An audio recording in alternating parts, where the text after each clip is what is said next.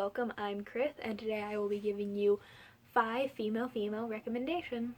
So in my experience, even people that go out of their way to read male romances don't tend to read a lot of female, and I don't think it's necessarily because they don't want to. I think it's because they can be a bit hard to find if you don't want to go digging. So I decided to make this series so I could recommend some of my favorite female romances to you guys. Admittedly, this first round is mostly books that I think are pretty popular in booktube, but it's whatever. There are trigger warnings for every book that needs them down in the description, so please check that out if you need to. The first book I have is Wilder Girls by Rory Power. By the time this goes up, I don't think I've mentioned Wilder Girls once on my channel yet, but I'll let you know. It's just a little sneak peek. It's in about 5,000 scripts I'm working on. Here's the short synopsis.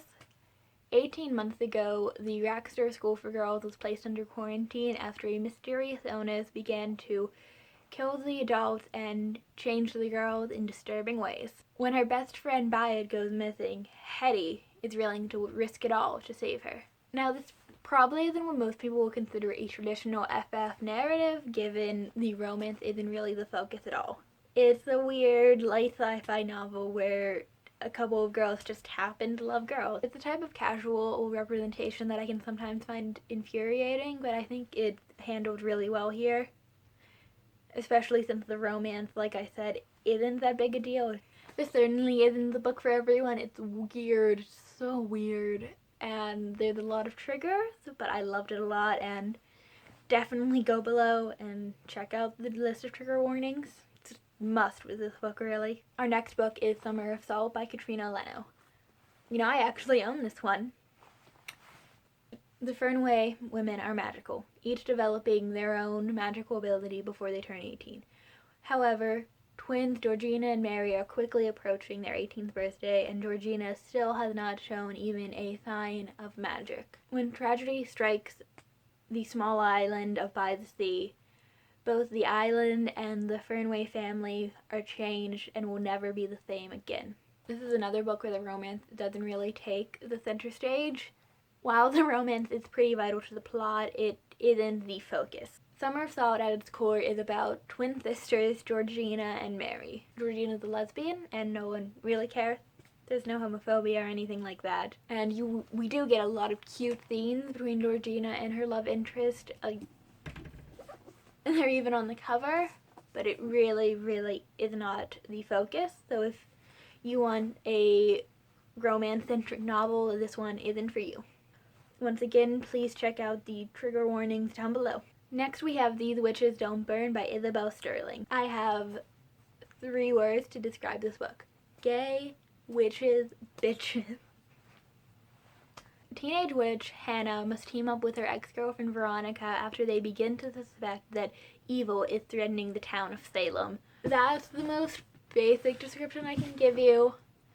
So obviously there's Hannah and Veronica, but there's also Morgan, the girl that Hannah has a crush on. It's not specified if Veronica is bi or a lesbian, but I'm pretty sure she's a lesbian.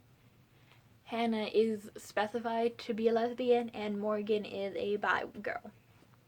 Of the books on this list, this is probably the book I enjoyed the least. But it was still a 4-star read, and I had a lot of fun reading it, but it's not a favorite or anything. With the exception of the last book on this list, this is probably the most romance-heavy book I have. Obviously, there's Veronica and Hannah with their ex-tension, but there's also Hannah and the new girl Morgan, who have a budding relationship throughout the novel. Once again, if this interests you, please check the description below for any triggers. And now we're moving on to what is probably my favorite book on this list, The Love and Lies of Roxana Ali by Sabina Khan. After being caught with her girlfriend, Roxana is sent to Bangladesh to enter into an arranged marriage. This is probably the least romance-centric book here. There are a couple scenes with Roxana and her girlfriend, but they aren't the bulk of the novel by any stretch. Love and Lies is more so about a girl who is torn between her culture and her sexuality, and it's about her helping the people around her, both her family and her white friends, accept both parts of who she is. It was a really beautiful, heartwarming book, and I loved it a lot. and I think it could mean so much more to other people, and it meant a lot to me. For this one, again, check out the triggers down below, but even if the plot doesn't interest you, I suggest checking it out. It's a really moving story. Our final book is Her Royal Highness by Rachel Hawkins. I think everyone's heard of this book by now, but if you haven't, it's female enemies to lovers, featuring an American teenager going to a Scottish boarding school and being groomed with the Scottish princess Flora. It's cute, it's gay, it's rom-commy. I would recommend it. If you haven't, please give it a read. Those are all the books I have for now, but like I said, I do plan to make this a series because talking about female romances is 90% of the reason I made this. If you like this video, please like, comment, and subscribe, and I wouldn't object to you sharing it on your favorite social media.